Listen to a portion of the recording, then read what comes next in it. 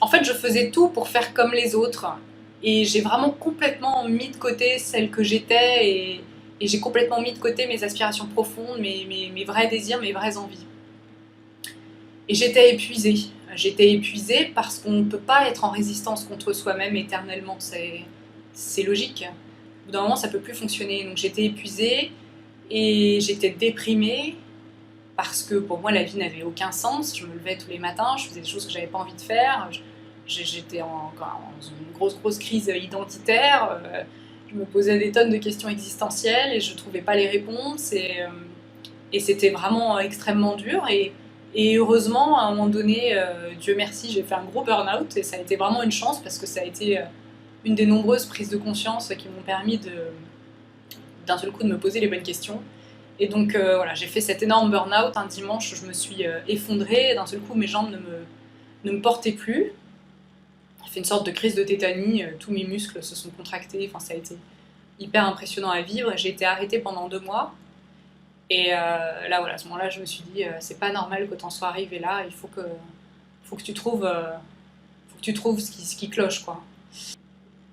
J'ai arrêté de vouloir plaire à tout le monde, parce que ça m'avait clairement mené nulle part, et j'ai commencé à vouloir déjà essayer de me plaire à moi-même. J'ai arrêté de vouloir suivre un chemin tout tracé, et je me suis dit, mais moi, en fait, de quoi j'ai envie? Qu'est-ce qui me fait vibrer? Qu'est-ce que... J'avais plus rien à perdre. Souvent, ce qui nous retient d'opérer des changements dans nos vies, même quand elles ne nous conviennent pas, surtout quand elles ne nous conviennent pas, c'est qu'on a peur. C'est vrai que changer, c'est faire le deuil de ce qu'on a déjà et c'est prendre un risque et on a peur et la peur nous retient.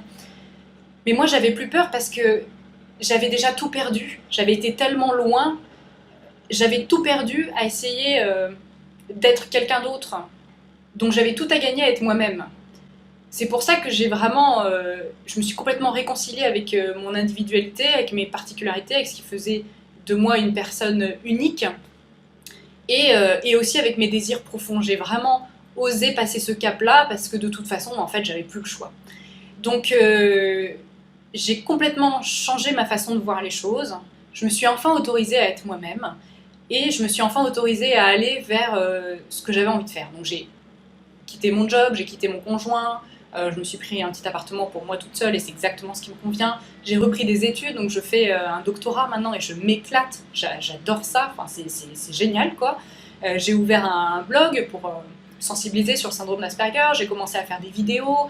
C'est vrai que j'ai toujours aimé écrire, donc pareil, je m'étais dit, mais en fait ça sert à rien, j'écrivais un peu pour moi, pour mon propre plaisir. Je m'étais toujours dit, mais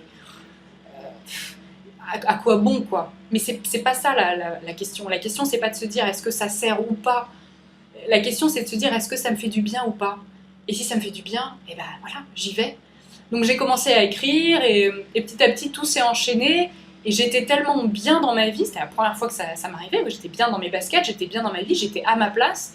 Et petit à petit, c'est comme si la vie était un miroir, quoi. Petit à petit, je me suis mise à attirer que des gens qui étaient hyper bienveillants à mon égard, qui d'un seul coup m'acceptaient comme j'étais, ce qui avant ne m'était jamais arrivé.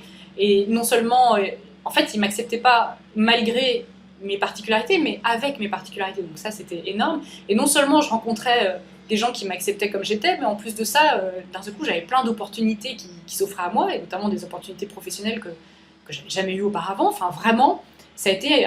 De la manière qu'avant, il y a un cercle vicieux qui s'était mis en place, là, il y a un cercle vertueux qui s'est mis en place dans ma vie. Et depuis, en fait, j'observe les gens autour de moi, et j'ai le sentiment que vraiment la majorité des personnes se lèvent le matin et font ce que moi je faisais avant, c'est-à-dire ne sont pas en accord avec elles-mêmes, quoi. Elles font des tas de trucs qu'elles n'ont pas envie de faire, elles se forcent en permanence, elles vont à l'encontre de leur véritable nature, et comme si c'était des robots, comme si c'était des morts vivants. Et ça me fait une peine immense, et ça me révolte, parce que je me dis, mais non, réveillez-vous, réveillez-vous, quoi. Et si moi j'ai fait ce chemin-là, alors que c'est que tout le monde peut le faire. Évidemment, moi, à un moment donné, j'ai été tellement loin que, en plus, ayant un seuil de tolérance plus bas que la moyenne, eh bien, j'ai implosé en plein vol. Mais ça a été une chance, parce que ça m'a permis vraiment de repartir sur des bases plus saines. Mais peut-être que vous n'aurez pas cette chance-là. Peut-être que vous n'aurez pas cette chance-là d'arriver à un moment donné à un point de rupture. Et je me dis peut-être que c'est mon rôle d'éveiller les gens à ça, quoi, et de leur dire, mais vous croyez que vous n'avez pas le choix, mais c'est faux, vous avez le choix, on a toujours le choix. On a toujours le choix de vivre la vie qui nous convient et de se réconcilier avec toutes nos bizarreries et nos particularités, parce qu'en fait, c'est ce qui fait de nous notre richesse. Et ce carcan normatif dans lequel on s'enferme tous, ça nous rend malheureux, et non seulement ça nous rend malheureux, mais en plus de ça, ça nous empêche de vivre en harmonie les uns avec les autres. Donc voilà, c'est le message que j'ai envie de vous faire passer aujourd'hui. Et je terminerai en citant une femme autiste que j'ai rencontrée il y a quelques mois, que je considère vraiment comme une amie maintenant. Et je lui ai demandé de m'expliquer ce que c'était pour elle que l'autisme. Et elle m'a fait cette réponse que j'ai trouvée brillante. Elle m'a dit, pour moi, l'autisme, c'est un mode de fonctionnement où c'est très riche à l'intérieur, il se passe beaucoup de choses à l'intérieur, mais à l'inverse, vers l'extérieur, c'est compliqué. Tout ce qui relève de l'interaction, c'est compliqué. Pour les personnes non autistes, à l'extérieur, c'est facile, c'est riche, mais à l'intérieur, c'est très compliqué. C'est difficile d'aller en introspection et c'est plutôt pauvre. Et elle m'a dit, pour moi, en fait, ça aussi, quelque part, c'est une forme d'autisme. C'est une forme d'autisme vis-à-vis de soi. Et j'ai trouvé ça brillant. Et c'est ça que j'ai envie de transmettre aujourd'hui. J'ai envie de vous dire, mais ne soyez pas autiste vis-à-vis de vous-même. Réveillez-vous, quoi. Et juste soyez heureux. Parce que la vie, si c'est pas fait pour être heureux, mais c'est fait pour quoi? Ça sert à rien. Donc voilà, réveillez-vous et soyez heureux. Merci de m'avoir écouté. Just awful. What God, terrible. It's terrible news. Okay. Samantha and Bo are getting divorced. He served her with the papers today. Christ. It's horrible. She's distraught and beside herself.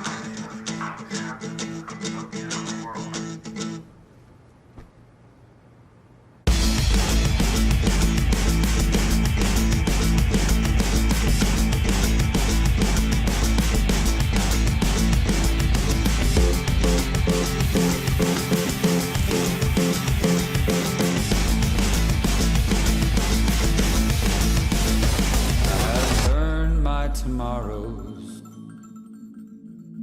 and I stand inside today at the edge of the future, and my dreams all fade away. I have burned my tomorrows, and I stand inside today at the edge of the future, and my dreams all fade away.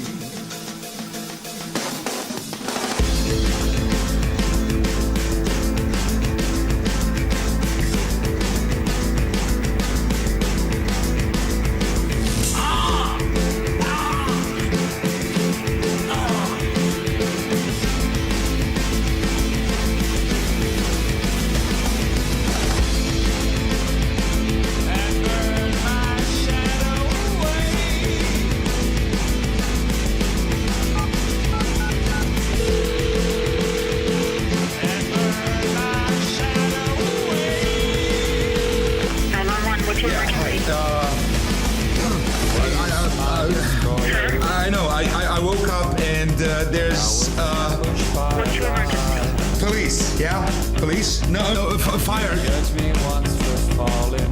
Which emergency do you require? I don't know. This wounded Sir, heart I'm will going to rise. put you on hold. So there's something on my chest that